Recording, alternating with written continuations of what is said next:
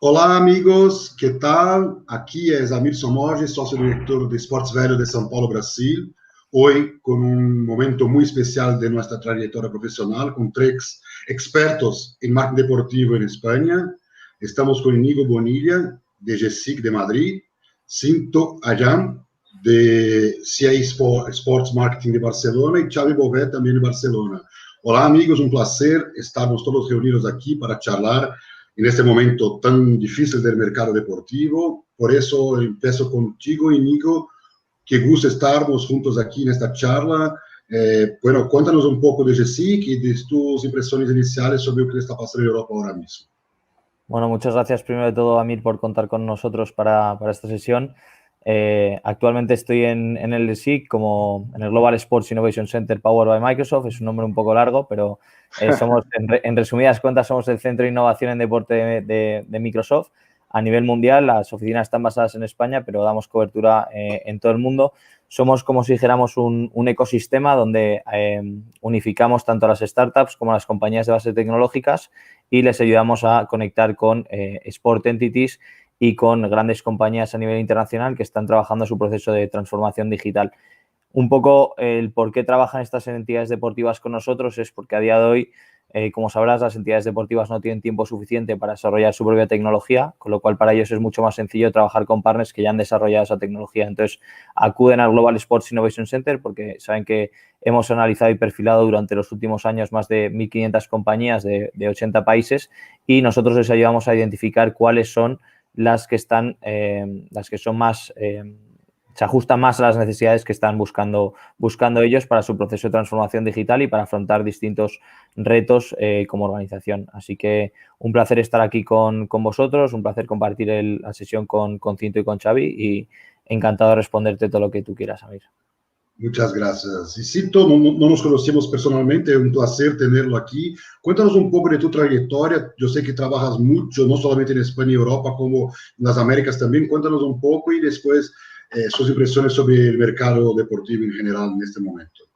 Pues sí, pues bueno, muchas gracias, Amir. Un placer estar aquí también y sobre todo compartir webinar con dos buenos amigos. O sea que estamos en familia aquí. Pues mira, yo te cuento un poco. Yo tengo una trayectoria, siempre digo, curiosa porque he estado en los tres lados ya del mundo del marketing deportivo. De hecho, los cuatro lados. He estado en la parte de marca, como director de patrocinios de Zurich Insurance, de Zurich Seguros, durante varios años. Luego pasé al Fútbol Club Barcelona a liderar el departamento global de activación de patrocinios y desde hace 3 años fundé una agencia de Sports Marketing, CA Sports, en la cual nos dedicamos básicamente a 3 pilares, ¿no? El primero, a hacer consultoría a marcas y propiedades. Yo siempre digo a intentar que los que patrocinen mejor y los que les patrocinan puedan dar más y sacar el mejor rendimiento posible. El segundo pilar es la parte más comercial y ahí ayudamos a propiedades a conectar con marcas y a marcas a entrar en el mundo del deporte, ¿no? Que esto también es muy importante. Es decir, hay marcas que llevan años y años haciendo estrategias de marketing, pero que por lo que sea tienen una directriz y les dicen, oye, pues ahora vamos a por fútbol o vamos a por golf o vamos a por lo que sea y se encuentran pues que no han patrocinado nunca un deporte en concreto o varios deportes, ¿no? Y la tercera pata, la pata de activación. Entonces, en esta pata de activación, lo que nosotros hacemos es, sobre todo, ayudar a marcas a sacar el mayor rendimiento posible de aquellos acuerdos de patrocinio que tienen, sea con la parte más digital, sea con la parte más física, aunque hoy en día la parte física es una quimera, o sea simplemente realizando análisis, puliendo los contratos de patrocinio, negociando mejor los acuerdos o etcétera, ¿no? Y digo la cuarta parte porque también soy profesor, ¿no? Y al final, como doy clases en varios másters de patrocinio deportivo, pues intento explicar las diferentes visiones, aunque a veces el corazón me lleva hacia un lado o hacia el otro, ¿no? Y es un poco complicado. Muy bueno, muy bueno. Y Xavi, que ya tuvimos la oportunidad, así como Nico, de tomar un café juntos aquí en Brasil, cuéntanos un poco de tu trayectoria también y tus primeras impresiones. Muchas gracias por estar con nosotros. Sí, primero de todo, gracias a Amir. Es un placer también compartir panel con Cinto y con Íñigo. La verdad es que creo que esta es una muy buena iniciativa porque el hecho de reflexionar siempre es bueno para tomar mejores decisiones. En cuanto a mí, trabajo como consultor de marketing deportivo con el objetivo de ayudar a crear marcas significativas en deporte, marcas que tengan relevancia y significado en la vida de las personas. En el 2017 inicié mi aventura en el fútbol femenino como consultor. Empecé trabajando en la Eurocopa de fútbol femenino en Holanda con UEFA y a partir de allí empecé a trabajar con jugadoras tanto del Barça, actualmente también del Real Madrid, jugadoras como Rocky Rodríguez en Portland, la máxima goleadora histórica de la selección. También para la Eurocopa actual que se va a celebrar el año que viene, he sido seleccionado Marketing Venue Manager en San Mamés y bien, trabajo con distintos proyectos a nivel de patrocinio de fútbol femenino. Escribo en mi blog sobre marketing de fútbol femenino, sobre cómo podemos impulsar este negocio, porque es un negocio. Y también, como siento, tengo una faceta de profesor en máster de marketing deportivo. Y creo que hoy en día tenemos tres grandes oportunidades en la industria del marketing deportivo. La primera es cubrir el gap de experiencia entre el deporte y los aficionados mediante tecnología. El segundo, inspirar cambio, inspirar a través de marcas con propósito para causar un impacto social. Y finalmente, conocer y poder reconocer otra vez a las futuras generaciones para engancharlas a este deporte que es el más popular y practicado del mundo. Muy bueno, muchas gracias. Entonces, para empezar, amigos, quería aprovechar este dato que es asustador, que es un poco, nos da un poco de pánico, pero que al final es la realidad, que fueron datos recién publicados por ECA, la entidad que administra los intereses de los clubes europeos, que en los próximos 2 años, es decir, 2020, 2021 y ahora 2020 hasta el 21, 2021, Europa perderá como 4.000 millones de euros. Estamos hablando de 1,6 millones de euros ya y más 2,4 millones en 2021. Entonces, Íñigo, empezamos contigo y después dejamos que Cinto y Xavi también puedan comentar. Este desafío es lo más pesado e importante quizás de toda la industria deportiva. Ya vivimos crisis de 2008, ya vivimos crisis más recientes, pero nada parecido con eso. Quería escuchar de ti, Íñigo, que está muy cerca de la liga, de otras entidades deportivas en España y en el mundo, cómo tratar con esta cuestión de pesar las pérdidas en un momento que la gente vuelve a sus actividades normales, pero tendremos mucho que hacer para desarrollar. Entonces, quería escuchar de ti un poco tu visión y después Cinto y Xavi también, lo que haremos para mitigar un poco este momento tan difícil. Bueno, yo creo que aquí principalmente la innovación va a jugar un papel fundamental, ¿vale? Tanto la innovación como la tecnología, y creo que se está mostrando a día de hoy. Ya han vuelto grandes competiciones tanto a nivel europeo. La Liga esta semana ha jugado ya algunos de los partidos, ha comenzado la temporada de la NFL, están viviéndose los playoffs de la NBA, y creo que en todos estos, siempre que te estás enfrentando a un reto también hay una oportunidad, ¿vale? Y aquí es donde el COVID en este caso ha generado una oportunidad para todas las sport entities para digitalizar su negocio. Es decir, a día de hoy, si estáis viendo los partidos de la Liga, se genera como si fuera aficionados de forma virtual, se genera sonido ambiente, tienes la posibilidad de escuchar el sonido ambiente en las retransmisiones que de forma virtual. Y luego, por supuesto, por ejemplo, con competiciones a nivel americano, pues están utilizando plataformas como Microsoft Teams, donde puedes conectar también las retransmisiones y puedes ofrecer una experiencia diferente a los aficionados. Creo que esto está haciendo mucho daño a nivel de ingresos, eso por supuesto, porque al final que los aficionados no puedan acudir al estadio es unas pérdidas masivas para todas las entidades deportivas, pero también está generando que a nivel digital se puedan generar nuevos ingresos y puedas tener un mayor engagement con los aficionados. Antes de esta sesión, tú mismo, Amir, me compartías casos, por ejemplo, de River Plate y de otras organizaciones, cómo están generando ese engagement con los aficionados, y creo que esta situación en la que estamos viviendo es lo que genera, el poder generar con esos aficionados un mayor engagement, el estar conectados con ellos 24 horas, el darles unos contenidos de forma más exclusiva y, ya que no pueden asistir al estadio, pensar de thinking out of the box y pensar un poco qué tipo de activaciones podemos tener con ellos de forma online. Así que creo que sí, que las pérdidas van a ser notables. De hecho, se está viendo en que los propios clubes están invirtiendo mucho menos en fichajes, pero, por supuesto, creo que también es una gran oportunidad para que todos se digitalicen y podamos generar nuevas vías de monetización a través de los contenidos online. Muy bien. Y Cinto, ¿cómo tú ves estos números tan pesados y cómo sacar provecho de esas oportunidades que se crearon desde la pandemia? Realmente, y tú lo has dicho, ¿no? Nosotros, por desgracia, vivimos también las dos anteriores crisis, ¿no? Y así como la crisis del 2008, que igual es la que más podemos tocar, esta crisis nos ha cogido a todos por sorpresa, ¿no? Y esto ha sido de 100 a 0 y no lo hemos visto venir, ni los clubes lo han visto venir, ni las marcas lo han visto venir. Y este ha sido el real drama, ¿no? Es decir, a la vez que tenemos que convivir con las incomodidades del virus, tenemos que intentar tirar adelante este negocio, ¿no? Entonces, a mí los números que pones no me sorprenden en absoluto, porque realmente ha habido un impacto directísimo, que es toda la experiencia de estadio, ¿no? Es decir, todo el match day, desde el ticketing hasta el hospitality, hasta, te diría, el merchandising, ¿no? Porque la gente al final se compra la camiseta cuando va al estadio o lo que sea, hasta el food and beverage, todo ha pasado de 100 a 0, ¿no? Y esto es realmente dramático para muchas propiedades. Entonces, ¿cómo veo yo que va a evolucionar el panorama deportivo? Primero de todo, creo que las propiedades van a tener que hacer un ejercicio de austeridad tremendo en los próximos años.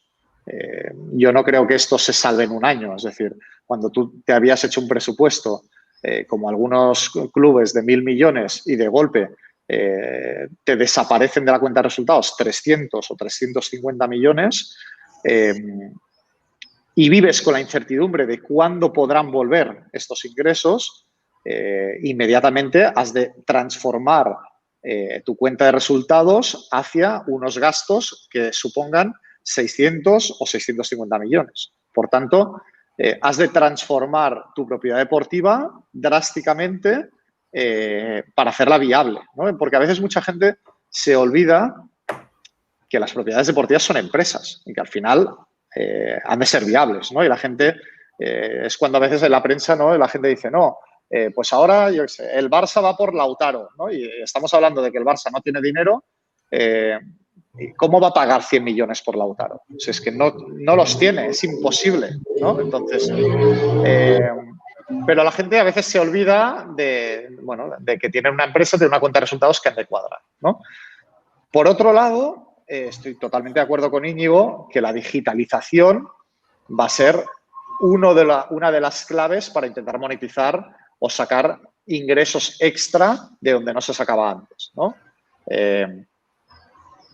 Y por suerte, por desgracia, han habido clubes que estaban muy preparados y entidades que han estado muy preparadas, y han habido entidades y clubes que estaban cero preparadas, ¿no? Y ese es el drama para todos aquellos que no estaban preparados, ¿no? Entonces, todo el mundo siempre dice, ¿no?, que en épocas de crisis hay oportunidades, ¿no? Y seguro que hay oportunidades, pero no para el que no estaba preparado, ¿no? Entonces, el que no estaba preparado lo que va a tener que hacer es apretar los dientes y acelerar muchísimo.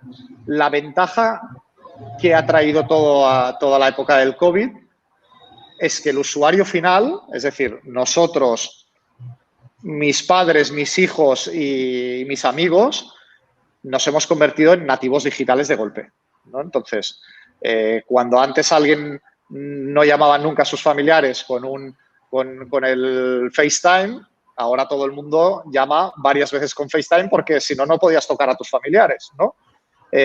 Cuando antes pasábamos 1 hora al móvil al día, pues a lo mejor ahora nos hemos pasado 3 o 4 horas y consumiendo Zooms y consumiendo muchísimo contenido, ¿no? Por tanto, lo que ha provocado la crisis es una aceleración tanto en las propiedades como en el consumidor hacia lo digital y, por tanto, una reformulación, que si queréis luego lo podemos hablar, de los activos y de los paquetes de patrocinio hacia paquetes de patrocinio más digitales y menos presenciales. Por tanto, para mí, esto no es una crisis de ahora, sino ha cambiado el panorama deportivo de patrocinio de experiencia para los próximos años, incluso cuando tengamos vacuna. Es decir, el que ya ha sufrido esto y el que ya se ha convertido en un nativo digital ya no volverá a decir, no, yo ya no soy digital, solo consumo en el estadio, ¿no? Entonces, va a ser entretenido. Muy bueno, muy bueno. Y Xavi, ¿cuál es tu visión? Porque estoy trayendo algunos datos, por ejemplo, eso de Palco 23, que como pasó en Brasil en 2019, pasó lo mismo que España llegó al top, a lo mejor momento económico financiero de los clubes y junto hubo la cuestión de la pandemia. Entonces, que ahora tenemos esta realidad, por ejemplo, según Palco 23, que es un sitio que a mí me encanta, yo soy aficionado, ¿no?, con los datos de ahí, que, por ejemplo, el Match Day en España, que representaba casi 27%, ya está en 20% por cuenta de los datos de ahora. Entonces, que podemos perder como 928 millones de euros, que es lo que se hace con abonos, socios. ¿Cuál es tu visión hoy que los clubes españoles están trabajando, tú que estás transitando un poco, lo que está pasando dentro de los clubes para salvar un poco de este Match Day, de estos abonos? ¿Cómo los clubes están trabajando hoy día? Porque tenemos una audiencia muy fuerte en Latinoamérica que está esperando ideas, posibilidades nuevas, porque las competiciones están volviendo también. Sí, si nos fijamos en la trayectoria de los clubes españoles en los últimos años, desde la crisis de 2008 y especialmente a partir de 2013 con la decisión de la centralización de los derechos de televisión, con la llegada de Javier Tebas, supuso un cambio radical en el paradigma del escenario de los ingresos. Pasaron de pérdidas millonarias a empezar a tener beneficios hasta el récord de la temporada pasada de más de 200 millones de beneficio. También se superó la barrera de los 4.500 millones de ingresos por parte de los clubes españoles. Yo creo que este crecimiento también ha ido en paralelo con la presión de los salarios a nivel de jugadores. Creo que cada vez se ha destinado más las partidas han ido creciendo a nivel de salarios, lo que ha hecho que los clubes no tengan ahora tanto margen de maniobra. Sin embargo, creo que esta crisis llega en un momento donde las medidas de fair play financiero ayudan a los clubes tal vez a transitarlo de forma mejor de lo que lo hicieron en 2008. Por ello, creo que esta vez tal vez viviremos un momento, una transición que podrán ser 2 años, tal vez sin tantos ingresos y, como decía Sinto, va a ser una aceleración de un cambio de modelo de negocio que yo creo que va a estar basado en una diversificación. Los derechos de televisión han supuesto un porcentaje demasiado alto de las partidas de ingresos de los clubes y creo que ahora vamos a ver muchas más herramientas como la Barça TV, que lanzó la OTT para los aficionados con más de 3.000 vídeos. Entonces, a nivel de Match Day, obviamente es la partida que más se ha visto afectada. Yo creo que no podemos prever muy bien qué es lo que va a suceder en los próximos tiempos porque va a depender mucho de las medidas sanitarias que se vayan a tomar. Sin embargo, sí que hay ciertas herramientas y empresas que han lanzado soluciones que pueden ayudar a mantener el hilo del momento. Por ejemplo, hemos visto startups que han diseñado herramientas para poder desinfectar los estadios a la hora de albergar los partidos y también startups para mejorar la experiencia de los aficionados en casa. Entonces, creo que es una partida que va a redefinir un poco lo que es la experiencia, no solo en los estadios, sino también en casa y no solo cuando tengamos la situación de pandemia o de crisis sanitaria, sino para siempre. Entonces, creo que es un momento de redefinición y, sobre todo, como comentaba Íñigo, la transformación digital. Creo que si nos fijamos en los más jóvenes, no ven la televisión, ven contenido como y cuando quieren, ven contenido 24 horas. De hecho, durante la pandemia se consumió gran parte del contenido que se consumió en 2019, por lo que creo que el contenido va a ser clave. Sin embargo, la tecnología y un storytelling que pueda acompañar un hilo conductor que cree estas marcas significativas, creo que va a ser lo más relevante. Habrá que ver también cómo las propiedades son capaces de de solucionar el tema de seguridad y generar esta confianza que necesita el aficionado para poder acudir de forma asidua al estadio. Muy bueno, muy bueno. Y Nico, quería aprovechar tu experiencia con las startups, que hablamos mucho de transformación digital. Entonces serían nuevas tecnologías, más audiencia domiciliar, porque esta es una realidad, como siempre has dicho, eso no vuelve más, entonces la gente está mucho más conectada que antes. La cuestión de la monetización de contenidos, que es un gran desafío para todos, porque se puede poner contenidos en las redes sociales, pero cómo ganar dinero con eso, y un poco de las startups deportivas. Entonces quería dejarte libre, Nico, para contarnos un poco de tu día a día, del cotidiano de esas startups, cómo están trabajando en medio de esta pandemia, trayendo novedades. Tenemos, creo que a cada día novedades. Entonces, cuéntanos un poco de tu experiencia desde JESIC para que todos puedan comprender un poco la realidad europea en este momento. Sí, un poco siguiendo el hilo de lo que decía Xavi, que mencionaba que habían surgido nuevas startups para todo el tema del COVID. Nosotros, una vez surge todo el tema de la pandemia y se empiezan a cancelar competiciones deportivas y luego se empieza a hablar de la posible vuelta a las competiciones deportivas, nosotros desarrollamos un catálogo de partners dentro del ecosistema que tenemos para mitigar esta situación del COVID para distintas entidades deportivas, entre las cuales, por supuesto, se encontraba la Liga, que es uno de nuestros socios estratégicos. Entonces, un poco la idea era lanzar un reto a nuestro ecosistema de startups en el cual ellos nos propusieran soluciones en torno a distintos escenarios deportivos con soluciones que se pudieran implementar para mitigar esta situación. Estos escenarios iban desde soluciones para Team and Player Performance, cómo podían los propios jugadores seguir entrenando en sus casas que estaban confinados y mantener una serie de entrenamientos que estuvieran totalmente linkados con la estrategia que quería seguir el preparador físico. Había desde soluciones también para todo el tema de, por supuesto, de fan engagement, cómo poder generar ese engagement con los aficionados si no había ni siquiera competiciones, qué tipo de contenidos, de gamificación, de programas se podían lanzar para los aficionados y para generar ese engagement y no perder el nexo de unión con esos propios aficionados. También estábamos hablando en temas de los estadios, de los venues, de cómo digitalizar ese estadio y cuando vuelva a la competición, cómo será todo. Pues había partners que proponían soluciones desde cómo hacer la venta de ticketing para que haya una distancia de seguridad entre las personas cuando vuelan al estadio, porque, por supuesto, no sabemos cuándo se volverá a los estadios en España, por lo menos, pero lo que sí que está claro es que no podremos volver a tener 85.000 espectadores de golpe en los estadios. Entonces, será fundamental en la labor de la tecnología para que de forma directa, cuando tú estés vendiendo las entradas, se programe que tenga que haber un espacio de seguridad de 3 personas entre cada uno de los aficionados, cómo eso va linkado también con el tema de los abonos, con el tema del ticketing y demás.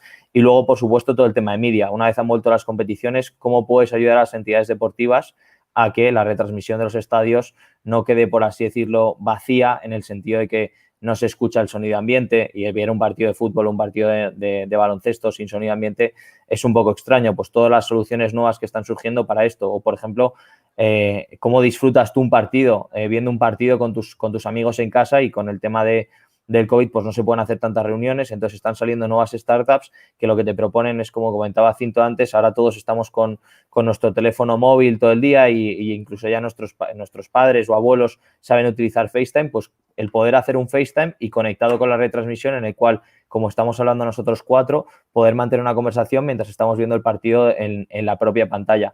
Al final, el mundo de las startups y de la innovación tecnológica es algo que va evolucionando de forma diaria. Nosotros tenemos un ecosistema de 340 partners que están constantemente buscando cómo pueden generar valor a esas entidades deportivas, porque la industria va cambiando. El coronavirus ha sido un challenge que teníamos todos como industria deportiva, pero también es, lo que decía, una oportunidad para las startups para desarrollar nuevos productos y para ofrecer algo nuevo al mercado. En temas de monetización, pues como estábamos comentando con Cinto y con Xavi, las pérdidas de Match Day están siendo brutales, pero ¿qué pasa si, como ponía Xavi el ejemplo de la OTT de Barça TV, si tú lanzas nuevos canales y nuevos contenidos para tus aficionados, probablemente ellos estén dispuestos a invertir en esos contenidos, porque ahora mismo no pueden invertir en comprar una entrada a lo mejor para el Camp Nou para un partido? En cambio, si tú le estás ofreciendo un contenido de behind the scenes o una entrevista con Griezmann, o le estás ofreciendo cualquier tipo de contenido que ellos sí que pueden estar interesados, vas a monetizar ese contenido. Del mismo modo con los sponsors. Al final, si vemos las activaciones que hacía un sponsor en un partido en un match day, probablemente las sport entities se estén viendo forzadas a cambiar esas activaciones que tenían en días de partido por activaciones a nivel digital, que eso también es súper positivo para los patrocinadores. Y luego, para mí hay un papel fundamental que va a jugar el tema de Data Analytics en este sentido, y creo que a través de todos los contenidos que están generando a nivel digital, si consigues analizar el comportamiento de los aficionados, tanto a nivel de broadcasting como a nivel de las campañas que tú puedas estar lanzando de marketing, vas a poder targetizar mucho mejor cuáles son tus aficionados y comunicarte con ellos de la mejor forma posible para poder monetizarles. Es decir, no puedes lanzar una comunicación masiva porque no vas a impactar de la misma manera a todos tus audiencias. Entonces, de esta forma, si consigues analizar a través de los datos cómo son tus audiencias, vas a poder comunicarte de mejor forma y monetizar esos datos. Así que en ese sentido creo que las startups y las compañías de base tecnológica van a estar constantemente desarrollando nuevas funcionalidades para ayudarnos a todos a tener una mejor experiencia como aficionados. Muy bueno, muy bueno. Voy a aprovechar, Marcelo, un gran amigo, aquí estudió conmigo en 2000. Marcelo pregunta, y quería aprovechar la experiencia de Cinto. Cinto, tú que has trabajado en el Barça, ¿cómo tú ves de dentro de un club hoy esa realidad? Porque el club tiene que preocuparse con el sponsor, con el aficionado, con la cuestión mediática, porque los medios no están pagando. Por ejemplo, la Champions ya avisó que habrá una rebaja como de 500 millones, ¿no? Algo de ese sentido. Entonces, cuéntanos un poco, ¿cuál es la visión de dentro de un club? Tú que trabajas con muchos clubes ahí en España y fuera de España también, esta visión de entretener al aficionado, de ofrecer muchas veces una entrega digital, porque como Íñigo habló muy bien, todo ha cambiado. Entonces, cuéntanos un poco tu visión de este desafío que es cambiar todo en medio a la pandemia. Bueno, a ver, sí, intentando no enrollarme mucho, que tiendo a enrollarme. A ver, los ingresos en club básicamente vienen de tres grandes grupos, ¿no? El primero es todo lo que tiene que ver con la retransmisión televisiva, ¿no? Entonces, esta parte, en mi opinión, no se va a ver tan afectada, ¿vale? En el sentido de que, a priori, el número de espectadores va a ser más o menos el mismo y, a priori, los mercados, digamos, televisivos están ya asignados, y si en el corto plazo todo vuelve a la normalidad, bueno, pues esta parte de ingresos los clubes la tendrán más o menos asegurada, ¿no? La segunda parte es la parte de match day, ¿no? Que digamos. Entonces, ahí es evidente que los clubes van a sufrir muchísimo. Van a sufrir, pero el Barça o cualquier club. Yo lo que te diría es los grandes van a sufrir más aún, ¿no? Porque esta pata tenía muchísimo peso, ¿no? Es decir, no es lo mismo meter 2.000 personas en un estadio o 6.000 personas en un estadio que meter 90.000 personas y vender un clásico a 350 euros de media, 90.000 personas, ¿no? No es lo mismo. No es lo mismo vender paquetes de hospitalidad a 100.000 euros que vender paquetes de hospitalidad a 5.000 euros, ¿vale? Entonces, esta pata les pasa a cero. Entonces, les pasa a cero hasta que esto vaya mejorando. ¿Cómo irá mejorando? Bueno, pues en el mejor de los escenarios tendremos un 30% de espectadores, luego un 50%, irá creciendo. La realidad es que hasta que no tengamos una vacuna y todo el mundo esté segurísimo de que nadie se puede infectar dentro de un estadio de fútbol, no volveremos nunca a tener el estadio lleno. Ni con máscara, ni con nada. A no ser que nos hagan a todos un test de alguna manera y nos bloqueen, ¿no?, la entrada y nos digan, oye, no, tú estás infectado, no entras, tú no estás infectado, entras, ¿no? Entonces, la pata de estadio, complicada. La pata de eventos, complicada también. Es decir, en los estadios no se van a poder hacer eventos, lo mismo, hasta que no haya una seguridad absoluta de que nadie se va a contagiar, ¿no? Por tanto, la parte de... Perdona, es que perdimos la conexión, ya volvemos, perdón a todos. Sin problema. La parte vinculada, digamos, a experiencia de estadio, food and beverage, experiencias cruzadas, museo, venta de camisetas y demás, pues estará un poco en lo mismo, ¿no? Y la tercera gran pata, que es la pata de patrocinio, ¿no? Ingresos comerciales, sea patrocinio, sea ingresos digitales, un poco todo esto, va a tener que aprender a adaptarse al entorno actual, ¿no? O sea, si nosotros firmamos hace 2 años unos acuerdos en los que la presencia física, los rodajes, los meet and greets, las experiencias en el estadio, el acceso a entrenamientos tenían un peso muy sólido dentro del paquete de patrocinio y ahora no lo vamos a poder dar, es evidente que este paquete de patrocinio cae en picado el valor, ¿no? Y, por tanto, los clubes o buscan alternativas que satisfagan lo que espera el patrocinador o el valor de ese patrocinio va a bajar y, por tanto, los clubes a día de hoy están teniendo que compensar de alguna manera. Porque la alternativa de no ingresar el dinero no la pueden asumir. Es decir, tú ya tienes un presupuesto de gastos, ya te comes lo de Match Day, no puedes encima comerte bajadas o impagos de patrocinios, ¿no?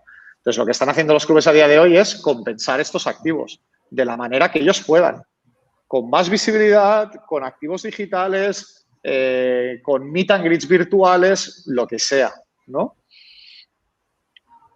A corto plazo, lo que van a tener que hacer es crear nuevos paquetes de patrocinio, ¿no? Entonces, hace unos años, y os explico un poco una batallita, yo me acuerdo, vino una empresa de betting, ¿no? Y nos dijo, oye, no, para mí, de todo el paquete de patrocinios, una de las partes más importantes es toda la parte digital, ¿no? Yo lo que quiero es que antes de cada partido poder anunciar las cuotas, el apuesta ya y todo esto para que la gente al final entre en mi plataforma, apueste y me genere negocio, ¿no? Y el valor de los activos digitales que daba este patrocinador era mucho más elevado al valor que le da cualquier otro, ¿no? El problema de los activos digitales es que hasta hace un año, te diría, la gente se pensaba que los posts en redes sociales eran gratis, ¿no? Y te llamaban y te decían, oye, ¿no me puedes publicar esto también? ¿O no me puedes hacer 2 posts más en redes sociales? Y la gente no tenía la visión de, oye, ¿cuánta gente impacto yo? ¿Qué me supone hacer un post en redes sociales? ¿Qué me supone no poder hacer más posts comerciales a lo mejor ese día? Y no le daba el valor que merecía, ¿no? A día de hoy sí que le dan ese valor. Y a día de hoy las propiedades pueden compensar con todas estas herramientas, ¿no? Entonces, los grandes clubes como el Barcelona, sin duda, van a sufrir mucho, en el corto plazo muchísimo y en el medio plazo, bueno, pues van a tener que ir adaptando sus masas salariales de jugadores, van a tener que ir adaptando sus paquetes de patrocinio y a lo mejor lo que nos encontraremos en el corto plazo es que los precios, ¿no?, de las camisetas, ¿no?, que es lo que siempre todo el mundo saca en portadas, ¿no?, bajen. Y va a ser una realidad que muchos clubes van a tener que asumir. Entonces, es un panorama que ni en el peor de los escenarios nadie se imaginaba, pero que cuanto antes lo asuman los clubes, más rápido van a poder salir de esta situación. Muy bueno, muy bueno. Y Xavi, aprovechando que tú has hablado del Match Day de Netflix, cuéntanos un poco esta visión del Barça, que es muy interesante desde el punto de vista tecnológico, de tener un sponsor que no es solamente una compañía aérea, una cervecería, no, es mucho más que eso. Cuéntanos un poco porque me parece un gran case desde el punto de vista de strategic sponsorship, no solamente la visión de visibilidad o promoción de marca. Y creo que nos dirigimos hacia un modelo de patrocinio centrado, por un lado, en el win-win, es decir, cada vez más partnerships que vayan de la mano para generar resultados y tal vez con fees menores y con mayor porcentajes de variables. Vemos que hay patrocinios disruptivos como Amazon Prime, como broadcaster de la Premier League, después Uber Eats con la Liga Francesa, Deliveroo con la Liga. Creo que es un modelo de patrocinio donde importa más el resultado, se mira aún más cada euro que se pone en el acuerdo. En el caso del Barça, tenemos, por ejemplo, Rakuten, creo que fue una acción muy acertada en noviembre del año pasado cuando se se publicó el reportaje de Matchday en Rakuten TV. Creo que es una acción que permite al patrocinador monetizar de forma directa un activo que está en el acuerdo y donde además se utiliza el contenido para fidelizar y para mostrar contenido exclusivo que permite esta conversión. Creo que al final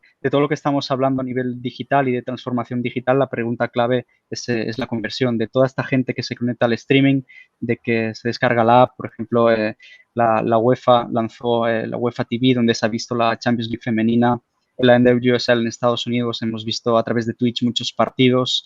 La FA Player de Inglaterra, ahí podemos ver el fútbol femenino. Entonces, creo que la gran cuestión es cómo conseguimos convertir y transformar, avanzar en el funnel a estos seguidores y donde al final el contenido es lo que nos permite ir avanzando en esta relación. Cada vez vemos menos patrocinios donde se activa a nivel de productos, sino que se trata de construir una relación. El caso de Visa en el fútbol femenino con la Champions, una de las acciones que se hicieron de forma novedosa fue que todas las jugadoras que habían sido seleccionadas como Player of the Match en esta edición de la Champions podían elegir a qué fundación podían donar los 50.000 euros que recibían como parte del premio, a qué donación a qué fundación querían destinar esa donación. Eso fue una acción a nivel social que tuvo mucha repercusión. Entonces, creo que propósito y entretenimiento van a ser aspectos clave en el mundo del patrocinio. En el caso del Barça, obviamente, puedo hablar de lo que veo desde fuera y creo que esta generación de contenido de la mano de Rakuten es clave para poder conectar con los más jóvenes. En el caso del Barça femenino tenemos a Stanley. Leí hace un par de días que Stanley fue incluida en el top 100 de marcas, en un ranking de Forbes, en el top 100 de marcas de Estados Unidos, de employers a nivel de igualdad. Entonces, creo que son patrocinios que permiten a las marcas ubicarse en una posición relevante en la vida de los fans y vamos a ver cambios en el patrocinio porque al final son marcas y debemos entender dónde estamos compitiendo. Más allá de la industria del fútbol, creo que el Barça compite con Disney Plus, compite con Amazon, con Netflix a la hora de captar la atención y la confianza de aficionados. Entonces va a ser interesante cómo se van diversificando estos ingresos y modelos de negocio. Buenísimo, buenísimo. Bueno, ya estamos con más de casi 40 minutos de charla. Prometí que íbamos solamente hasta una hora de charla. Entonces quería aprovechar esta parte final, que son datos muy interesantes, pero muy preocupantes, que este estudio de ECA, que de alguna manera analizó el fan del fútbol en el mundo, en los principales mercados, y llegamos a una confirmación muy asustadora, que los jóvenes, que estamos charlando aquí, que van a hacer los downloads de los apps, que van a estar conectados en las redes sociales, que son los futuros consumidores de las marcas, enseña este estudio que están cada vez con bajo interés por fútbol. Entonces, los jóvenes de 16 a 24 años, que es este target, tiene 40% de personas que no les gusta el fútbol.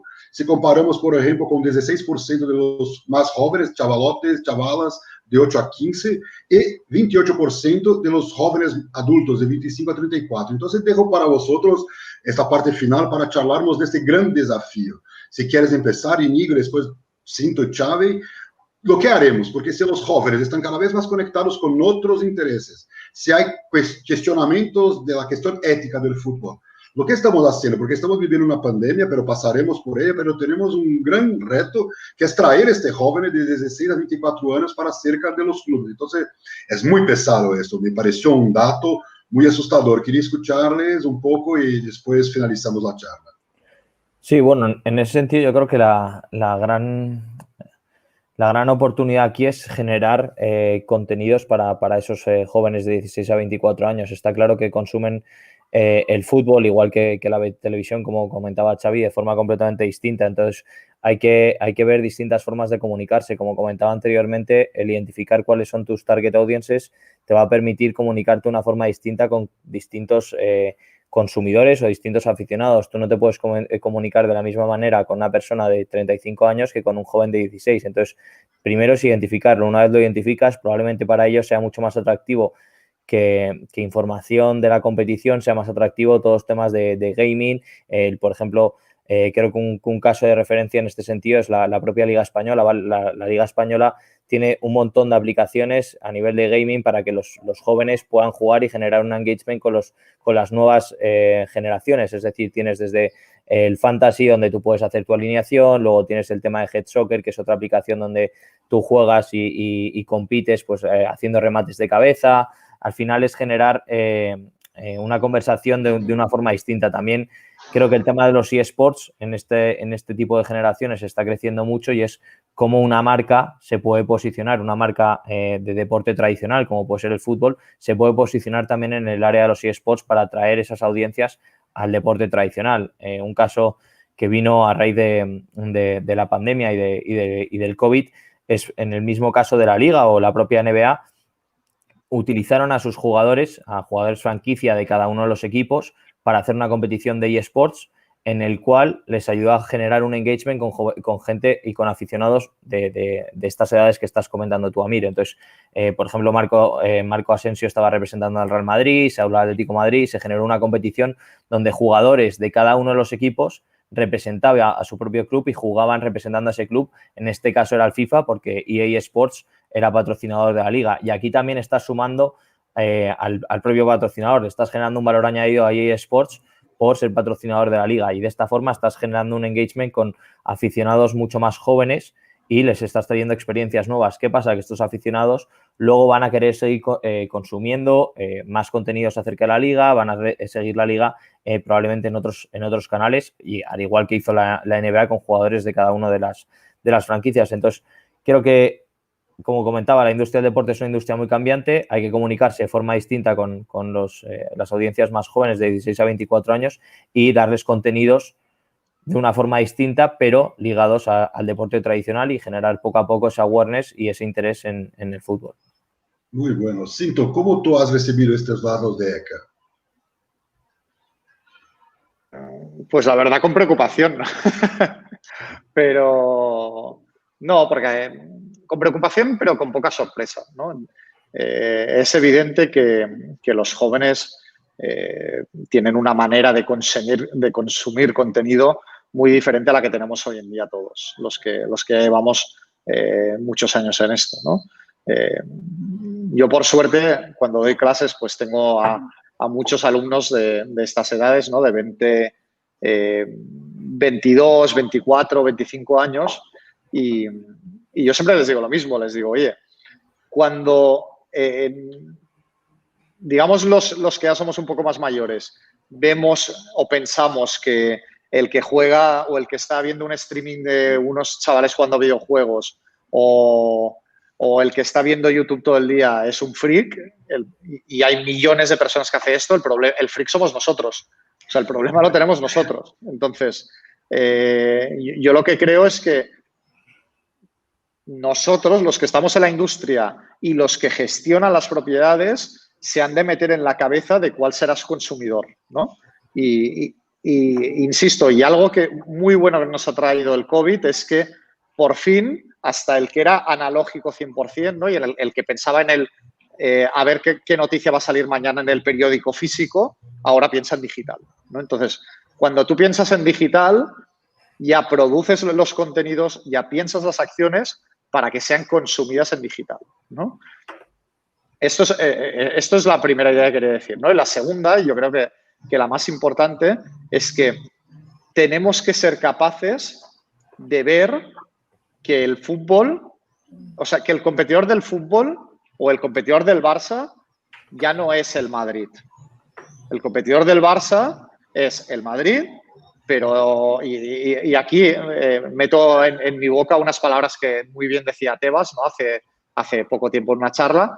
El competidor del fútbol o de la Liga o del Barça o esto es Netflix, es YouTube, es los eGames, todos estos son los competidores, porque al final son los competidores de contenido, ¿no? Yo puedo destinar una hora de mi vida a ver Dark en Netflix, o puedo consumir una hora de mi vida a estar con mi familia, o puedo consumir una hora de mi vida a ir en bicicleta, o puedo consumir una hora de mi vida trabajando o viendo el fútbol, ¿no? Por tanto, yo tengo que ser capaz de captar la atención de todos estos espectadores potenciales para que se vengan hacia el mundo del fútbol y no hacia el resto de alternativas, ¿no? Y aquí yo siempre digo lo mismo, es decir, lo interesante en el mundo digital no es ser el mejor, sino ser el que lo cuenta mejor, ¿no? O sea, ¿cuántas experiencias hay del tío o la tía que no habrías dicho en la vida que acaba siendo un influencer, pero es un influencer, ¿no? Y tiene millones de seguidores. Bueno, pues estamos en lo mismo, ¿no? Para ti, para mí puede parecer un freak, pero si hay millones de seguidores que lo siguen, tiene algo, ¿no? Y ese algo es que transmite, que comunica, que conecta con la gente, ¿no? Y tenemos que aprender de todas estas personas. Por eso, muchas veces, hace 2 años, ¿no? Sorprendía cuando algunos patrocinadores traían en lugar de periodistas a youtubers, ¿no? Y decían, oye, pues traigo a estos youtubers de fútbol, ¿no? Para que me viralicen el contenido en sus redes sociales. Y decías, ostras, ¿y cómo es que no has traído yo qué sé, al de la Gaceta del Sport o al del Mundo Deportivo o al del Marca o lo que sea, ¿no? Y esto decían, ya, pero es que los periódicos tienen seguidores, pero es que este chaval o esta chavala tiene 10 millones de followers. Y no solo esto, sino que si lo dicen ellos es más creíble para el fan, ¿no?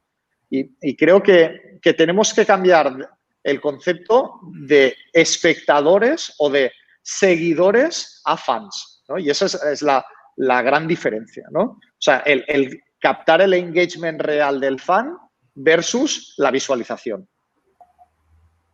Muy bueno, muy bueno. Y Xavi, tú tienes una visión muy clara que no es solamente una cuestión deportiva. Hay otras cuestiones que están involucradas con este desinterés de los 16 a 24 años. Cuéntanos un poco de tu visión. Tú publicaste un artículo muy interesante sobre eso. Entonces, cuéntanos tu visión sobre eso, por favor. Comparto que es muy importante el hecho de preocuparnos de cómo evolucionan o cómo evoluciona el comportamiento de los jóvenes, pero creo que lo que debe asustarnos es más nosotros que los jóvenes. Creo que lo importante, al final, el comportamiento y actitudes de la sociedad va a ir evolucionando en función de las creencias y prioridades que pueda tener. Creo que lo que debe asustarnos o no es la capacidad de adaptación que podamos tener como clubes, como ligas y pensar si somos capaces de forma efectiva adaptarnos y aprender este know-how y esta nueva forma de hacer las cosas. Creo que esta aceleración de modelos de negocio y de management es algo que, eso es lo que creo que nos debe preocupar más, ser capaces de hacer esta transición de forma efectiva. Al final, como lo he dicho, el comportamiento y actitudes van a cambiar, han cambiado muchas cosas a nivel tecnológico, más OTTs, redes sociales, diversificación de contenido, artículos, podcast, muchas alternativas a nivel audiovisual. Y a nivel de actitudes creo que somos una sociedad más responsable, más consciente de, digamos, tendencias globales como pueden ser la igualdad, los derechos humanos, la ecología. Por eso creo que el fútbol femenino empatiza muy bien con una parte de la sociedad que se responsabiliza por avanzar de forma igualitaria día a día en la sociedad. Creo que es importante fijarnos en ir al detalle, coger la lupa y ver que los jóvenes pues buscan vídeos rápidos, cortos, que puedan ser interactivos. Por eso el auge de TikTok, y donde la experiencia puede ser real, la experiencia con tecnología puede ser realmente el elemento diferenciador ahora que los clubes no tienen tanto dinero para mejorar sus plantillas, cuando el valor de las plantillas se está reduciendo. De hecho, se estima que un 20-30% del presupuesto para fichajes se reduzca por la pandemia. Entonces, creo que esta tecnología que permita la experiencia puede ser el elemento diferenciador para los jóvenes que buscan marcas a las que sentirse orgullosos. Creo que el fútbol y otros deportes deben hacer el paso de ser tal vez un deporte maduro a nivel de forma de contar las cosas y entrar dentro del grupo de amigos de los jóvenes. Creo que no es tanto el qué, sino el cómo. Hemos visto ejemplos como Google, que ha lanzado virtual match parties para ver partidos, David Beckham invirtiendo en equipos de esports y sacándolos a bolsa para financiar sus equipos, paquetes en Francia, donde Telefoot de MediaPro se aliaba con Netflix para poder atraer a los jóvenes. Entonces, creo que es cuestión más de mirarnos nosotros al espejo para ver cómo podemos adaptarnos a estos nuevos formatos y creo que aquí la presencia de los jóvenes a nivel de co-creación y colaboración es muy importante. Hay muchas aceleradoras de startups que fomentan este tipo de proyectos y creo que contar con ellos es esencial para construir el futuro de la industria deportiva. Tenemos muchos ejemplos de contenido y de plataformas a nivel digital, pero el hecho de ser capaces de ver qué tipo de experiencia quieren es importante. Por eso creo que la prioridad es volver un poco al inicio y preguntarnos el típico, los basics del marketing de para qué y para quién y redefinir el valor de la experiencia a partir de ahí. Buenísimo. Bueno, amigos, sabía que sería fantástico. Son temas muy duros, muy desafiantes, pero sacamos muy bien aquí. Estoy muy feliz con los resultados. Íñigo, no tengo palabras para agradecer. Quería escuchar sus consideraciones finales. Gracias por su tiempo, su dedicación aquí con Sports Value y ojalá que podamos encontrarnos en otras ocasiones. Muchísimas gracias a ti, Amir, por organizar esta sesión y un placer haber aprendido un poco más de Cinto y Xavi y espero que haya muchas más en el futuro. Buenísimo. Cinto, sin palabras para agradecer. No te conocía, ojalá que podamos estar juntos en otras ocasiones y gracias por su amable participación aquí hoy. No, hombre, gracias a vosotros. Ha sido un placer y cuando nos necesites aquí volvemos a estar y más con amigos al otro lado de la pantalla, o sea que encantadísimo y a ver si nos vemos presencialmente allá en Brasil pronto. Buenísimo. Xavi, muchas gracias más una vez más. Xavi, que para los que no saben, ya habla bien portugués, es casado con una brasileña, así que puede despedirse en portugués si quieres. Gracias, Amir. No, es un placer. La verdad es que, lo dicho, creo que es muy bueno el hecho de conectar, de tener estos debates, porque estamos en un momento de repensar y redefinir y qué mejor que hacerlo con Cinto, con Íñigo y contigo en estas sesiones. Así que nos vemos muy pronto en Brasil. Buenísimo. Buenos amigos, muchas gracias. Que pasen muy bien. Agradezco la audiencia. Los que están en YouTube, no dejen de curtir el canal para que sepan de las novedades. Y gracias también al apoyo de LinkedIn, que nos posibilitó estar en todas las partes del mundo en esta charla. Muchas gracias. Hasta pronto, amigos. Chao.